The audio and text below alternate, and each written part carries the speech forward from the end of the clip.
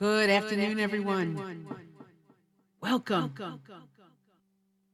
My name is Marilyn Shannon, and this is the Breaking Free Show. And as always, I am delighted to have you join us today. We are in Raleigh, North Carolina, and it is a beautiful day. And I hope the same for you, wherever you are, that it's a beautiful day in your neighborhood. And as always, we love to bring you wonderful guests that are here to inspire us, teach us, help us grow, learn, so that we can be the master of our own lives. And that's the point. And before we get started with our guests, I just want to say hello to Amnon, who's our producer. Hey there. Hello. How are you? I'm fine. How are you? Good. How was your weekend? Weekend was nice, wasn't it? A Yes, gorgeous it was. weekend. It We was. worked outside. It We was did a beautiful. lot. It was good. Yeah, and when we listen, we're in Raleigh, North Carolina, so it gets pretty hot here. And when there is a little breeze, and the sun is out and it's gorgeous and it's glistening, I mean that's a really nice day, right? Yep. And Cool. that's what it was. And it was a really And nice now we're day. going to pay for it. All week is going to be Hot, hot. cloudy and raining. Oh no, I'm not. Well, It's okay. it's all right. So listen.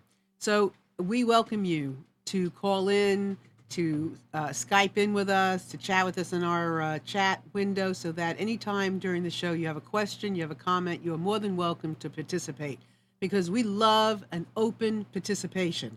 So let me tell you how you do that. So next to our window where the video is, you can put your name, nickname, whatever you like, and you can become part of our chat, so you can engage with those in there if you like. And then you can always during the show call in to 919-518-9773, or you can Skype in with us at computers, that's plural, the number 2K voice, anytime during the show. And I will repeat this information as we go forward, but it's on the website that you're watching the show. So please feel free to contact us anytime you want, because if you're listening and you have a question, let's get it answered, because this is an opportunity. So let's take it. So I want to introduce my guest to you today, Greg Warburton, and I hope I pronounced that correctly. Greg is a sports psychologist and author. He specializes in EFT, which we're going to discuss in a minute, and he is all about asking questions, which is my love. I don't think we ask enough questions. I think we make too many assumptions and we don't dig enough. So he works with kids, he works with parents. I think it's fabulous. And I'm going to introduce Greg to you and bring him on our stage. Hey, Greg, Good morning, Marilyn. how are you? I'm good. Good. Where You are you? mentioned Where are you, Greg? I am in Corvallis, Oregon, Oh, that's nice, huh? and I play around with the pronunciation of Oregon Oh, you do? Why? because a lot of people say Oregon instead of Oregon. How long have you been there? About 30 Oh, okay. years Okay. in this little university town. Okay. And where are you from originally? I grew up in South Idaho, Okay. a Cool. state that some people have heard of. It's Yeah. a pretty rural part of the world, and they're known for potatoes and sugar beets, Yes, when I think of Idaho, I think of potatoes too. So, but Greg, also beautiful mountains, it high is, huh? mountain country, and And Oregon must be beautiful too, huh? absolutely. Good. We're over near the Oregon coast, and so it's lush and green. Lovely. So tell us about Greg.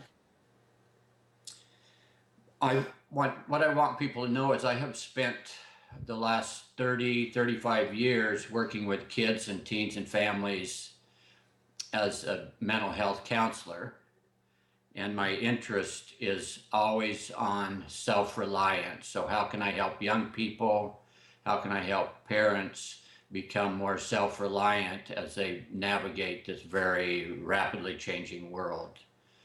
So, later in my career, I have chosen to compile some of my ideas, which I've been told are practical and useful, and write and put them into a couple of books in the last 2 or 3 years, with the intention being wanting to teach and reach as many people as I can around the world, focusing on what I call mental and emotional self management skill training.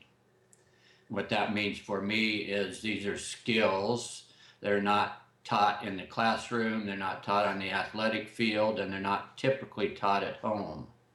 though they're certainly learnable, they're not revolutionary, just applying some of the ideas and values that we already hold into how to practices. So we're going to get into some of that, but why are, since they're not that unusual, based on some of what you're saying, why are we not already doing it? It's a fair question. And I think what happens is that people don't know what to do. So, for example, with athletes of all ages, they're told to be mentally tough, keep your emotions off the field, and play with confidence. And so that is advice that's useful, and then often the practice breaks down because they don't know what to do, how to do it. The same thing happens with parenting or teaching or counseling in that same arena where for parents I kind of talk about being in the bind of the three practice parent who tells, reminds, and then yells if the reminders didn't work. Mm-hmm. And when those skills don't work, then people feel they start to feel a little bit out of control actually and not sure what to do. And then things become emotional and we're not able to think and decide clearly. Mm-hmm. Yeah, it's a challenging time. I know I am a business and life coach, and I work with families, couples, businesses. I'm a mediator, and I will often tell parents that are in conflict or having issues with their kids. We talk about staying the course of parenting. That's one container. You can't leave the container of parenting. Whatever else you do, you've got to stay in that container. You have to be the parent. Period. Absolutely. And in my model, my view, it's then how. Exactly. And They'll so ask, how do I stay the course? What do I do? So it's that piece of what do I do that is confusing because there's so many options. So talk to us some about your recipe. In the arena of parenting, my recipe is the book that I've written recently and published, Ask More, Tell Less, which I'm calling a practical guide for helping children achieve self-reliance. And the starting place then is to ask questions of children and teens.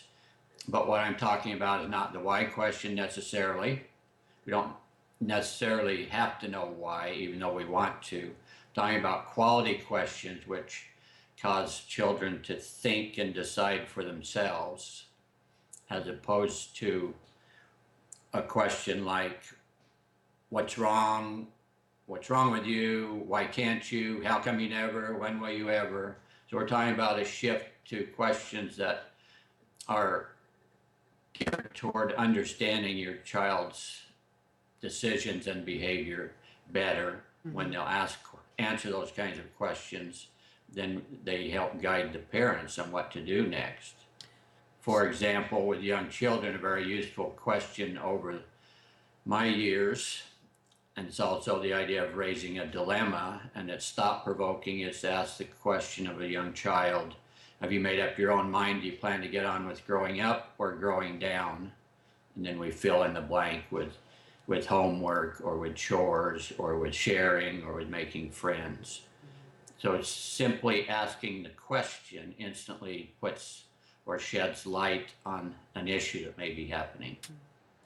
So right off the bat, what I think I'm hearing from you, and you can, correct me if I'm wrong or add to whatever, is it's about helping our children feel responsible for what they're doing.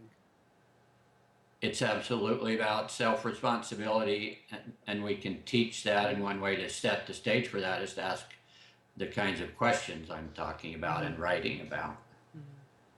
So I noticed on your website, which I love the quote that you have there that you said was from a 4-year-old. Yes. Growing up is a promise you can promise yourself. Yes, I still remember and can see that young child. Because the other thing that's fascinating and marvelous is that young people, when the stage is set with those kinds of questions, are really able to. I have an unshakable belief in their ability to think and decide for themselves and be resilient and bounce back from challenges they face all along the growing up pathway. So, do you see children today different than a generation before? Yes, I think that times are much more challenging. That's why I'm really focused on self reliance nowadays. Self reliance just simply meaning that inner knowing that I can handle the things that happen to me in my life. And so I think because this generation, there are not clear measures of how a child knows when they're being successful at being honest or sharing or taking responsibility, etc. So a lot of those still common values were not clear, and they're not clear signs in our social cultures to know when you're meeting the goal and you're getting on with growing up in my playful language with kids. So there's a lot to talk about, but a couple of weeks ago, I had a an event and invited a professor from one of our universities who works a lot with millennials, and I'd love to discuss some of that with you as well. But one of the conversations that came up from several of the, especially the women, because that was mostly who was there, the women in the audience, was how so often, regardless of what happens with kids playing soccer or they're playing this, nobody loses. Everybody wins. You know, no matter where they are, everybody's congratulated for trying, for this, for that. What's your philosophy about that? Well, that's I've thought about that and watched that, and my philosophy is to pay attention to the children and by asking questions. So my inclination would be the starting place for me is always asking. So I don't know for sure. What I do think in younger children is that they be supported for the effort rather than winning or dominating in sport, for example. At the same time, I think you can ask them what's one or two things they like about everybody being congratulated, about there not being any losers. Would they like it to be a bit more challenging, etc. So I can begin to kind of be like an investigative reporter and be curious and understand how they are impacted with the current practices of nobody loses, everyone's supposed to feel good. So, do you believe that everybody not supposed to feel good, but if the opportunity is there for people to feel okay, better or good, then we should take that opportunity? We can't control how somebody feels, but should we create an environment where the opportunity is there? We absolutely can do that, and I absolutely support that in terms of in young children identity formation about them being self-responsible and self-honest and confident and self-reliant. Those moments can be supported, and one way I do that and write about is being vigilant with praise, not taking any behaviors for granted. So I have a chapter in my book that I titled Praise, The Power of Praise Revisited, a Full Formula. And so part of that is praising children, being specific with praise, we know that, but catching those moments and choosing to interact with your child when they're being successful and doing things right and well, rather than the practice that we're too busy, so we wait to interact with them too often when there's a trouble spot. And so we're just vigilantly looking for opportunity to support them and honor them in what they are accomplishing. So that is so okay. So that it isn't okay. So I saw when I asked you the question about, the kids playing sports. I saw you have a smile on your face. So I smile too because I wonder. Now I've seen these women in particular, and I know they love their children, and but why are people so think it's so wrong to build an environment that's kind and nurturing? Why do people think that if you win, you win. If you don't win, you shouldn't be praised for anything?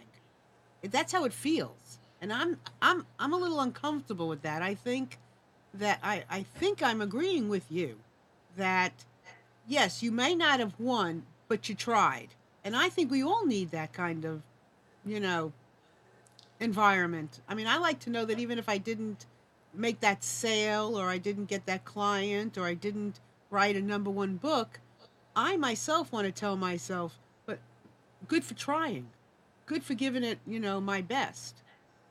Yes, and I think honoring trying did not take away from the challenge of winning or handling winning or losing. I mean, I kind of seriously joke about in our modern culture, we live in a compliment desert. And so these moments of honoring and praise, verbally stated, and then inviting the young people to join in the moment of praise by asking a question, something like, what's one thing you like about what you just did or what you just accomplished? Mhm. So that we're building in those moments are like an Right. oasis in this metaphorical desert of compliments and active verbal support. Right. Absolutely can see what you're saying. I think that's really important because we have to give them. We can't give them the words. They have to be able to develop their own self-esteem and find the things that they like about themselves, Mhm. and then be praised for that. Yes.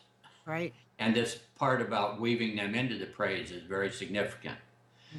So we can praise them to death, and it won't matter if they don't engage and internalize Right. what it is that they did Right. that is significant, pro social, and will help them get on with their lives successfully. Right.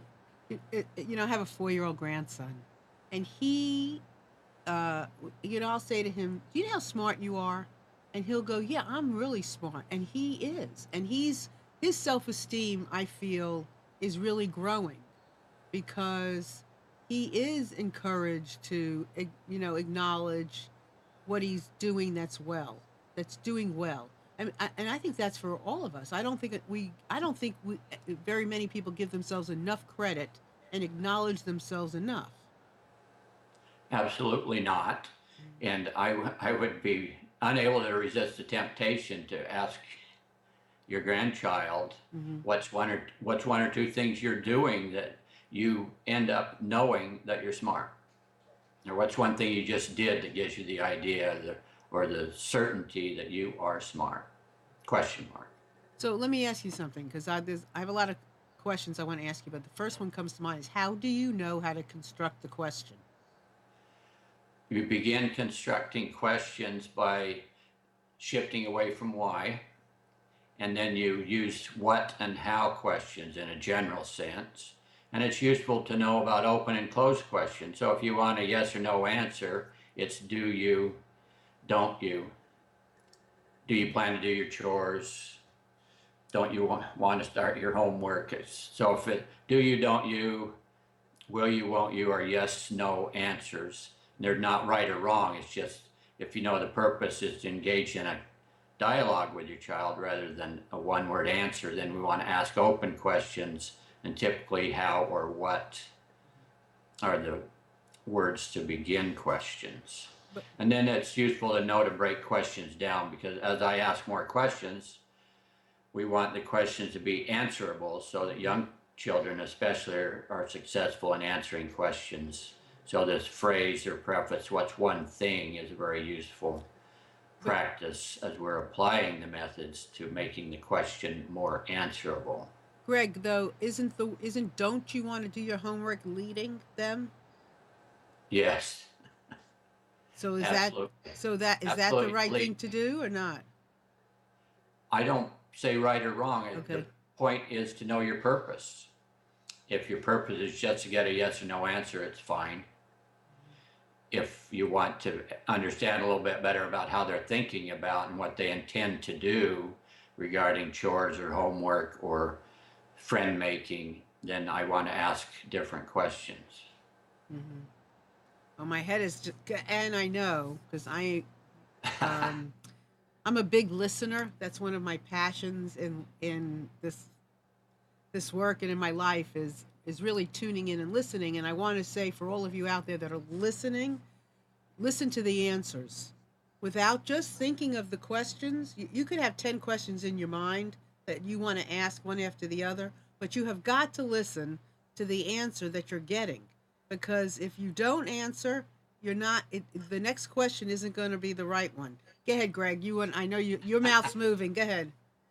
Well, that's absolutely true. Is to the listening part absolutely matters. That if we're asking quality questions and they're thought provoking, and the child begins to answer, then we want to hear what they're answering, because based on their answer, it will help guide what you do next as a parent. And so it really does matter that you're listening. And when you're asking open questions, the intention as a starting place is not the only thing you do, is to be a curious listener. You're choosing to be informed about how your child is thinking and deciding to run their lives. Yeah, I mean, it's really cool when you do that and you can see the light bulb go off. I just want to remind everybody out there to please feel free.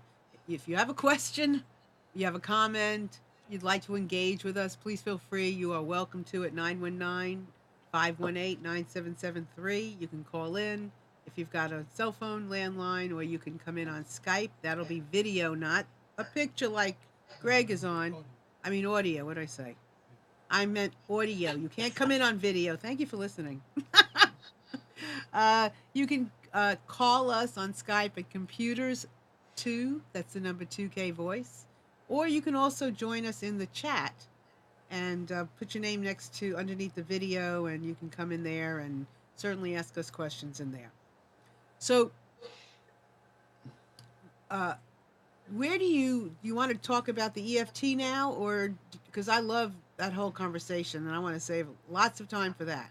Well, let's do that. But I would like to say about Yeah. the questioning part, and the point of my book, to ask more, tell less, is not a judgment about parents. It is a position to start with. And so we really do want to be asking questions. And I was at presenting at a book club locally recently about this book, and there's some of the concerns from the readers were that this is too easy, or you spent the last 30 years with this creative language, like growing up or growing down, or do you plan to practice friend making or friend losing? How much longer do you plan to practice ground looking? And so those kinds of playful uses of language in the structure of questions, I just want people to know that the other thing that I pay attention to is the how-to part. So the contents of what I'm teaching are practical, and I talk about practicing. So simply trying to ask a question. Do you plan to grow up or grow down? Practicing that and understanding that practice makes progress, and that we're so clear about practicing in the world of physical skills and sports and music and art. We're much less clear in our modern world about the value of practicing thinking, behavior change, or the way you're interacting with children and teens. So think, practice. There are many, many examples in what I'm writing about, so you won't be stranded without any jumping off place for what kinds of questions could I ask. And the last section of my book is connected to a whole bunch of questions in certain areas like esteem boosting and learning, handling shyness and depression, etc. So before we get into the EFT, what do you mean? What is ground looking? Well, I was many years ago now, to me, I was asked to meet with a teenager who was I'm told was severely depressed. And so I'm sitting with him in my office. He's 16 years old, and he is depressed in the sense of the observable behaviors, which is looking down, not really talking, being pretty silent. And at the same time, he had said that he was intending to learn how to drive. And so for the first time in nearly an hour session with him, thinking about him and driving, I chose to ask him, how much longer do you plan to practice ground looking? And he looked up and was kind of surprised, and for the first time he engaged, and all of a sudden he said, I guess I'd have to look around at the world and look around at people if I'm going to drive. And so then we moved on from there. So that's simply a playful word choice because part of this engaging young people is to be playful and not have Right, it be such an right, arduous, painful collision of right, wills. right. Have a We sense of can have fun. yeah, have a sense of humor. Amnon's got Uh, go ahead. along the same lines of ground looking, a few weeks ago in Germany, a city installed traffic lights into the pavement because of that same. I'm serious. Because kids were walking with their phones the whole time and they would not look up to see if they can cross the road, street, or cannot. So they put the traffic lights into the pavement. You Wow. when you said that the ground looking, it That's just hit. very that's Yep. interesting, isn't it? Wow. So it was just a playful piece of language to try and interrupt a pattern of behavior and cause something different to happen. Surprise language, surprise interruptions are useful. And maybe there's more pragmatic uses given the story about traffic lights and the sidewalk. Yeah, it's great. That's a good interesting piece. It's ridiculous. Which piece?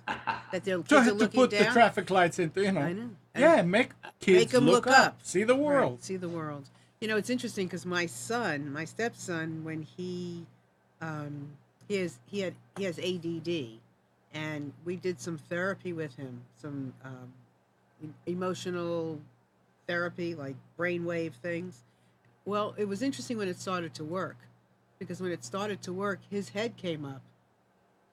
You know, his head popped up, Yes, and I mean, it was amazing what happened when that happened. It was like the light of day. It was so cool. So it does. It's just amazing when the kid sees the light. well, a very useful emotional self management tool is to know that physical motion creates different emotion. Physical motion creates different emotion. So for a frustrated, depressed person, literally raising their head or looking up or physically standing up, and as with your same as with your stepson, that's that moment of awareness. Then there's a knowing that something's different, and I like it. Hmm. It feels good. Yeah, it It's feels right. good. And that feeling of feeling good, like when you said to that young man about the ground looking, or whatever. When we ask them questions, and they Yes, feel that they are respected, or they're being heard, or they're being cared about, or they matter because we're asking their opinion, that makes a difference. And even though they may not know what's happening in that moment, that feedback that they're getting from themselves, the more that we engage with them, the more they have that experience, the better they'll feel. absolutely, absolutely. The dignity and respect is a two-way street, and there's indeed honor and belief when you're asking these kinds of questions I'm talking about. Yeah, have faith in the answer. If you ask a really good question, you don't even always have to have the answer. I Yeah, teach parents about resisting the temptation to answer their own question in a moment of too long silence. right. Well, Leave the question. as a coach, we have been taught early on, don't tell if you can ask, right? That's my soapbox. That's mine too. Don't tell, and it's hard. Let me tell you, it's hard when you think you have the answer, or even if you know you have the answer. It is Yes, very hard to keep your mouth shut and allow the other person their journey. But when they're on their path and they find it themselves, then it's more etched in stone. It's more it's more about them, and it's more a part of them than it is when they're handed the answer. thank you. I'm always reminded of the famous quote by Rousseau about people are much more persuaded by ideas that come into their own mind than by ideas that we try to put into their mind. So, Yes. absolutely. So kids must really like you. Why do they real? What is it about you that parents can mimic? Well, actually, I've teased about in the counseling world for 35 years that I'm normal. So what does that mean? Yeah, what the heck does that mean? Normal in the sense of I'm approachable. I don't do a lot of lofty psychology and positioning. I'm paying attention to what can I do, ask, and teach that will help them live happier, better lives based on what they believe and what they want. And so that approachability, that honoring, and my unshakable belief in people revealing their I am a masterpiece status based on how I interact with them and how I listen and don't tell, etc. You're And saying, it's fun. and you're saying they're a masterpiece.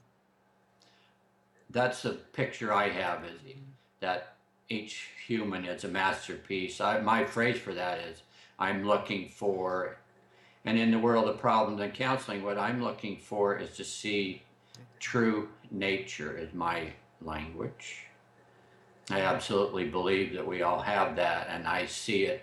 I had someone tease me the other day, a colleague, that asked if I had ever not seen a remarkable child. And I had to chuckle and thought, I don't know that I ever have. Everyone's remarkable, and I get to see more of that because what I'm watching for is looking past problems to see their true nature and be curious about how they were able to handle these very extreme challenges. And right now I contract services at a child abuse clinic, so certainly these methods are tested for whether or not they're practical and can help people, young people, be resilient and get on with growing up, even though they may have been abused and neglected. I love you already because I do believe, and I've never said use the word masterpiece, but do agree with you 100% that anything is possible, and with a little bit of something, anything is possible. I mean, I've seen, I taught special ed for a little while. It was the worst year of my entire life. I taught middle school, and seriously, it was the worst year I ever had. However, Thank you for teaching. I was a crazy person, I will tell you. Was in advertising, public relations, doing things, but I didn't like it anymore. I was concerned with the way it was going down. It was just didn't seem right. It didn't seem real. Excuse me. So I decided I got a college education. I'm going to go teach special ed. So of course, they wanted me. They'll take anybody that has a college degree for at least a year. You may not be able to stay forever, but they'll let you take a class if lateral entry, they call it. So I went, and I went into not a great area here, but I figured I'm from New York, I can handle this. So I did. And it seriously was the worst year of my life doing any kind of work. But what I realized was that when it came to the IEP meetings, Yes. right? And for those of you out there that may not understand that word or know about that word, it's the individual education program that schools create with the parents for the child that has special needs, whether they're in mainstream or they're in special ed. And what bothered me that nobody was asking the right questions. That's what tipped the scale for me in my entire life, is that nobody was there directing traffic around the IEP meeting, which was with the school, the teachers, the parents, even the kids sometimes. Nobody was asking the right questions. So Yes. the important information was not brought up. And the title of my book that morphed, my original title was Ask, Ask, Ask, because invariably I'd be sitting with adults in those meetings or in a parent meeting, and they'd be puzzling over and anguishing over, good caring parents, Yeah. trying to figure out the just right things to do and say to help their child. And I kept thinking, and I kept asking, have you asked your child yet? And invariably that was a surprise. They hadn't thought to do that. And so Right. So, and the thing it is, matters. and I know Greg, you've said this a couple of times. There is no blame here. We only know what we know. We don't really know what we don't know, what we haven't been shown, what we haven't been told, what we haven't been asked. We really don't know. But when you do see and learn a different way, then you are more able to then and you've said this also a couple of times about the knowing. There's a knowing that when you start on this path, you will know the path is the right path for you. And your child will too. And sometimes it's just a matter of asking those right questions to clear the air. To go ahead, say it. Yes, and I have lived long enough to know there's no single path. Matter of Yeah. fact, I've heard there are 100,000 paths to enlightenment. So let us not attach to a single No, as no, the only. no. Exactly. And every child, everybody is different, and everybody's path is different, and all of that kind of stuff. So, but what we're talking about is is very important. And so, Greg, before we go to the EFT subject, is there anything that we have left out about parenting to parent? That's another issue. As a that might sometimes come up, but I don't want to leave any of this out. So, is there Well, anything I else you can add?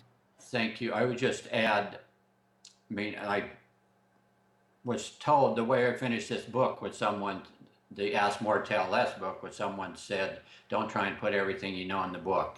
But at the same time, it's a ready resource. And for parents, what I'd like parents to know is there's often advice, or they read books and they look for the kind of book there an expert will tell them what kind of parent to be or what kind of parent they are. And imagine, based on what I've said so far in the show, my starting place with parents is to ask a question. And that is the question, what kind of parent would you like to be? Question mark. And I just leave that question with them as a starting place, rather than me suggesting what they ought to be or telling them what they ought to do. Mm-hmm. And when they can answer that question, and then a question follow up like, what's one or two things you could do right now to get started being that kind of parent? Or let's notice how you already are being that kind of parent. So it's just in this foundation of question is not the only thing to ask, but the only thing to ask, the only thing to do is not just ask, but that's a great starting place.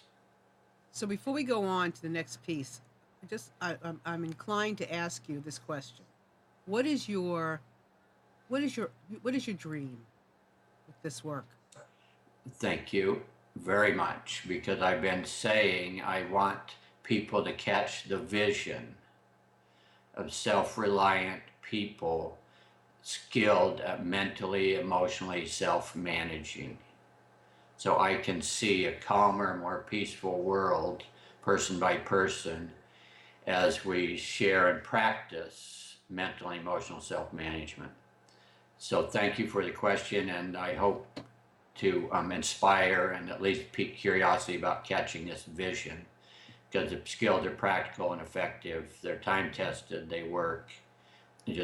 I'm looking for open-minded parents and folks who want to join in that vision.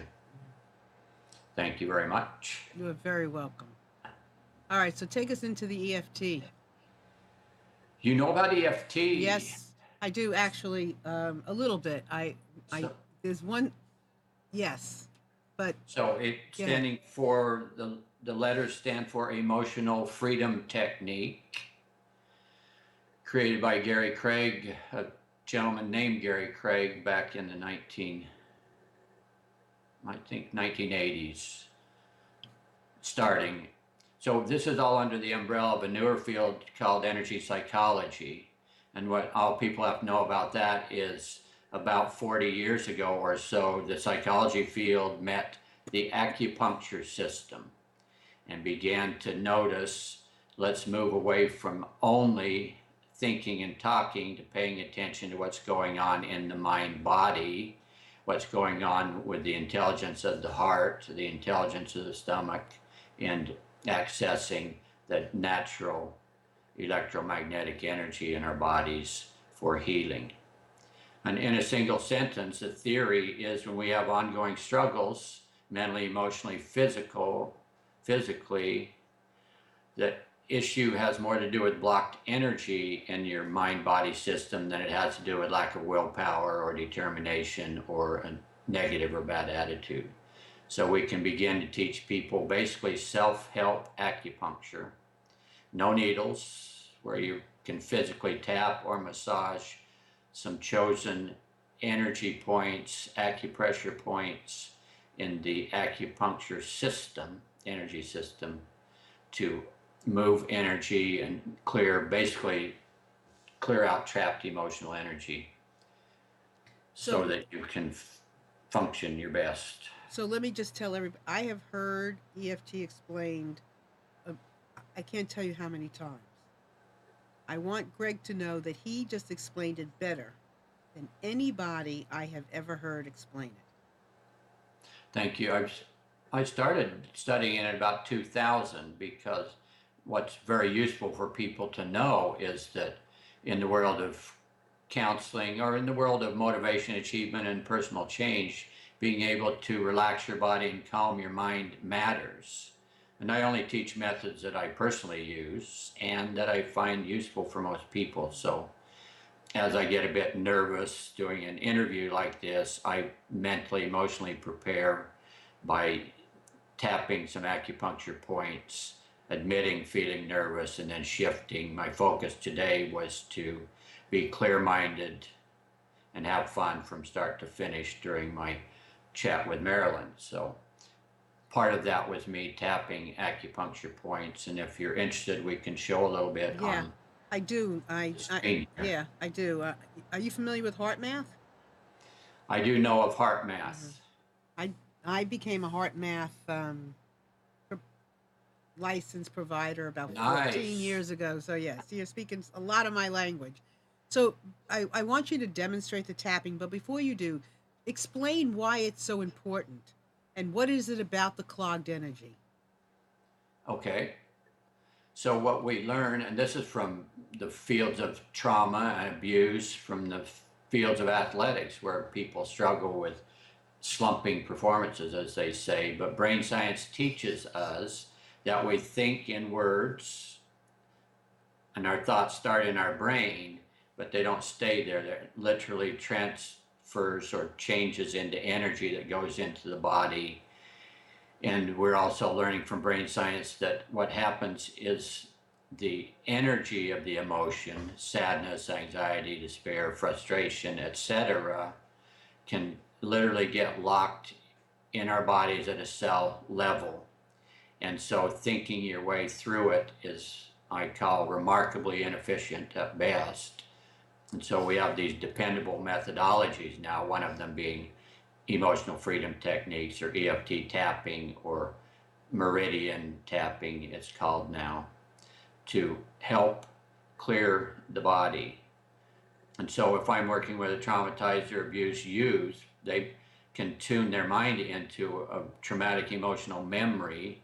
And rather than talking about it and trying to think about it, because they're already in the emotional part of their brain, physically moving energy in their system helps clear out the trapped emotional energy. And it's hard to explain because I'm kind of shaking my head because we don't really have the language and it's not something you can see. But when you do it and actually directly experience that, these young people in this example can recall the same event and it's now has no emotional charge to it, so that they are in the clear, if you will, emotionally, so then they can think and decide better in their lives going forward. So just as a little caveat to what Greg is saying, and then Greg, you can add to what I'm going to say, correct me, whatever. So energy gets stuck in our body. And when we talk about a form of acupuncture, acupuncture opens up these, you think about your body and you think it has kind of like these veins and these tubes and these Yes. branches of things going through your body. Things get stuck in those places. Acupuncture can clear those places up. Well, what Greg does with EFT and the tapping works on those same spots to kind of open them up so that the energy because when things are bad, they get, it's like they get thick, and the things get stuck. And so when we tap them, we can tap them through. So visualize you tap a certain area on your body, on your head, whatever it is, and the things move. And so this energy that's been stuck and weighted down begins to have more like fluidity. And so you don't feel as heavy in certain parts. So go ahead, Greg. And a useful metaphor I learned some years ago is to think in terms of an energy circulatory system. So most people know you have a heart and you want oxygen rich blood flowing from head to toe through your circulation system. So science has basically proven that we have an energy system, an energy circulatory system that runs through all your joints and muscles, body organs from head to toe, microtubules like little veins or arteries where this energy flows through when you want the lines open. Metaphorically, it's kind of like having a garden hose out all winter and you bring it out in the spring, hook it up, and when you first run water through it, it may not run a full stream of water. There may be little bugs or critters in the garden hose. As you move water through the line, it clears. And so physically tapping certain chosen points in the system helps the energy move through your system. So for example, this is the excuse me, the end point to the bladder energy line of meridian, gallbladder, stomach. So people who put a lot of stress in their stomach can tap this point, both sides, under their eyes, and imagine getting some relief because you're moving natural electromagnetic energy primarily, although I'm taught there are some subtle energies, but it's opening up the lines. And we know when veins or arteries get blocked, bad things happen. So begin to think in terms of your energy circulation as well. So I tap these energy points every day. And by the way, it takes about 1 minute once you know these 14 points. So that's fast enough for the modern world too, I am told. Okay, so there are 14 points of 14 places, right? That you can touch. How many times a day, or how for how long a period of time would somebody perform that? Well, I just go around once. I have a routine once in the morning, and then I use it often during the day. If I feel frustrated, I may be caught doing this, feeling frustrated, feeling tired, feeling upset if that's what's happening, or I choose to recover my energy and have a great next counseling session, or be really work really effectively with the athletes. So it just depends. You begin, part of the practice is reading your body for relaxation or tension from head to toe.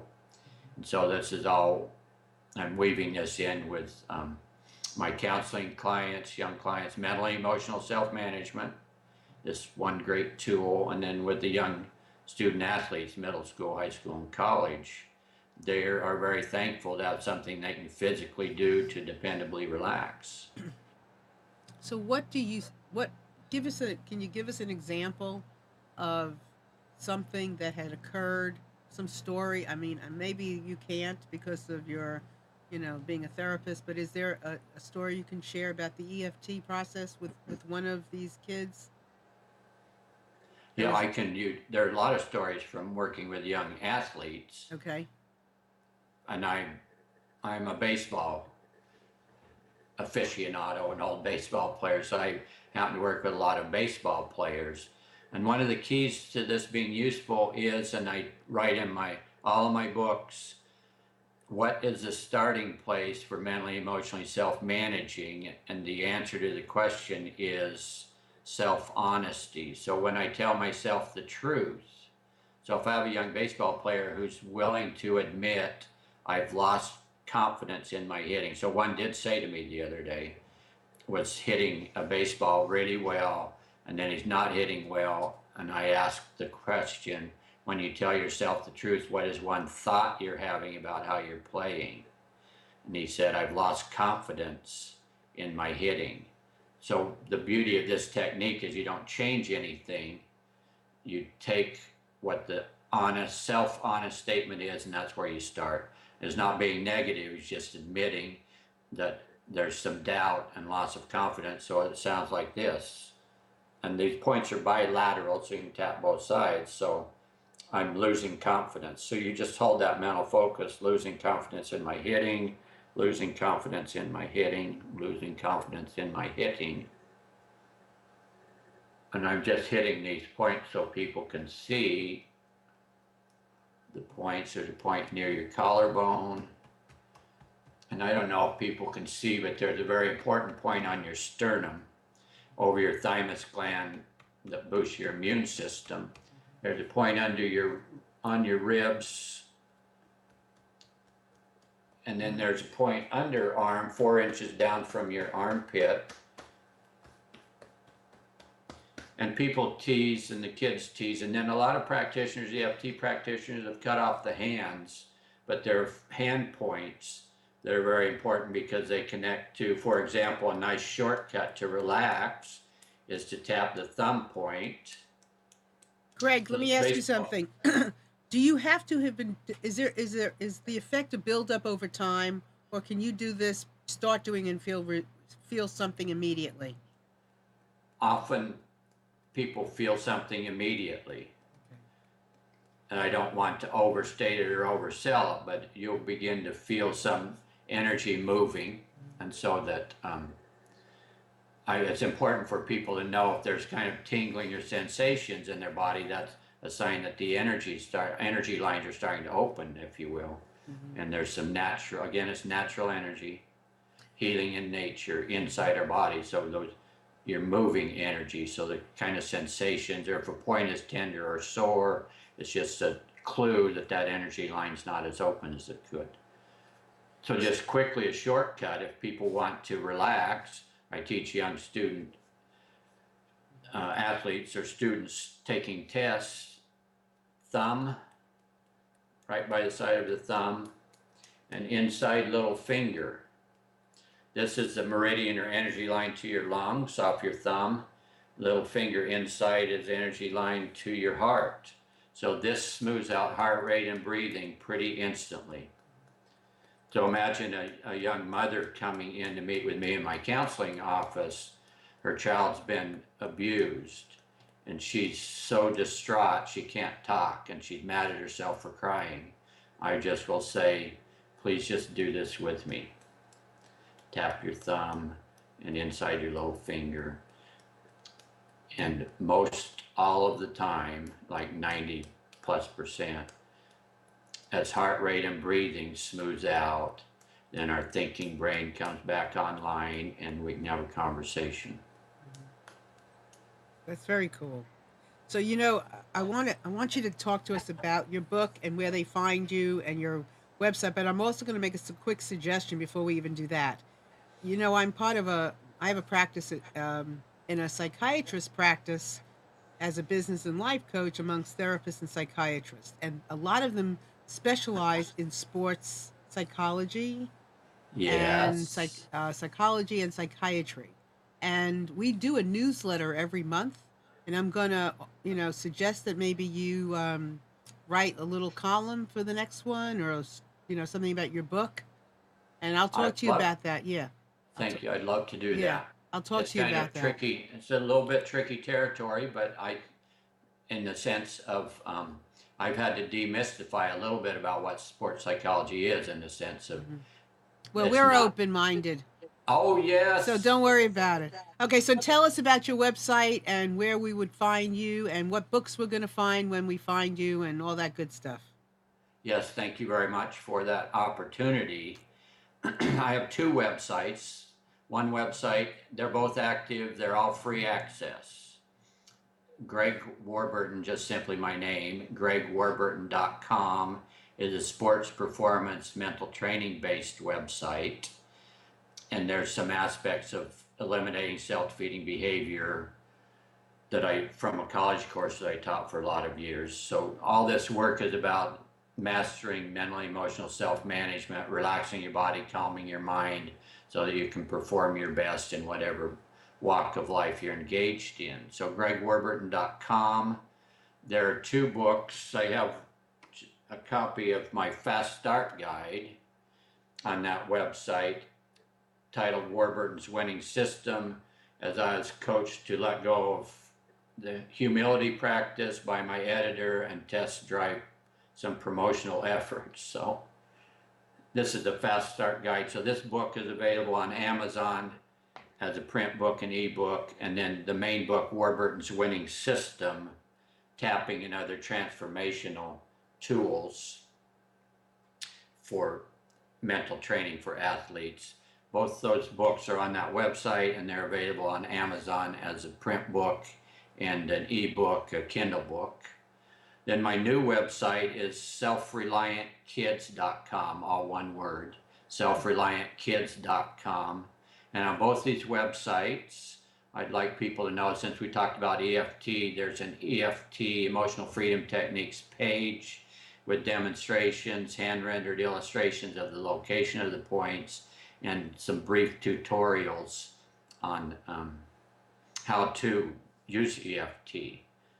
And then my newest book, this book titled Ask More, Tell Less, a practical guide for helping children achieve self-reliance, is available on the Self-Reliant Kids website, and is also available at Amazon, Barnes & Noble, print book, Kindle book. And the reviews about this book, I just want to mention, I met my goal for something useful, practical, and immediately available, simple, practical methods that work and that help parents become more self-reliant and confident. So I appreciate knowing that. The other thing I'd mention is if you just Google my name, Greg Warburton, and or add in sports performance or self-reliance, there I also have some YouTube videos. I'm practicing my stage career, but the videos are useful, and I think I'm getting better at being on stage, on film, if you will. So there's information available. Greg, I just noticed a question that I want to ask you really quick, and it's just give if you can, a quick answer, because this is a good one, and it's one I just saw on the chat. What question would you ask a preteen who refuses to do his homework but cannot articulate why? So I would ask a question like, what have you made up your own mind to do about the homework trouble? Or I might ask, is this something you want help with, or do you want to handle it on your own, question mark? Or I might ask, if you all of a sudden get clear-minded and for 1 second you know what the challenge is with your homework, what's one thing it might be? Question mark. Question mark. Okay. So that's a really good answer. So Thank you. yeah, I really appreciate that. So I really appreciate your being here today with us, because I really think that a lot of what we spoke about today are not always the same, are always things that are focused in on as big as you are in the world of therapy, in with children, and because they, they have a lot of the answers, and if they don't have the answer, at least the question will help them dig for an answer. Absolutely. Right? So give us a closing line, a closing thought from you. So what I would like people to know is practice, practice, practice. These methods are available, and as you practice them and develop your own self-reliance, then life shifts and changes, and especially with your children, imagine it being pleasurable rather than a painful collision of wills. So give them much practice, enjoy, and have fun. Thank you so much for being here today. Thank you, Marilyn. I appreciate it very much as well. It's been a real honor, and I'm going to get back with you about this other piece that I want you to do. I will look forward to that adventure. Absolutely. And everybody, everything's an adventure. Yeah. Listen, that's asking questions is an adventure. Think right? Of it an adventure as an investigative reporter. You just got to get the story. Absolutely. Exactly. You're getting Judgment a story. free. Judgment free. Absolutely. No right or wrong. Just a masterpiece. Yes. So thank you, Greg, for being here, and thank you all for being here and enjoying the show with us today. Look forward to seeing you next week. Have a fabulous week, and let me know at marilyn@marilynshannon.com if I can be of any help to you at all. With that, see you soon. Bye.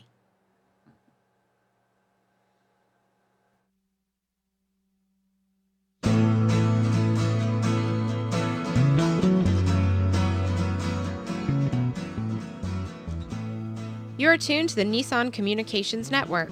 Our weekly lineup of call-in programs includes Computers 2K Now with Amnon Nissan, My Life, My Will with Gisela DiCarlo, The Tanya Love Show, Health Then with Debbie Bruck, Breaking Free with Marilyn Shannon, Triangle Be Well with Howard Jacobson, Lunch and Learn with Rabbi Yisrael Cutler, Lessons of Vietnam with NCVVI members, Parent Dome with Ryan Miller, Current Affairs with Amnon Nissan. And if you tuned in too late, you can always watch each program in its entirety or download an MP3 audio file of it in the archives section on nissancommunications.com. Don't forget to subscribe to our YouTube channel, follow us on Twitter, and like us on Facebook. Sponsored by Atomos.com, makers of quality video recorders and converters, CarolinaApparel.com, and DeltaForce.net.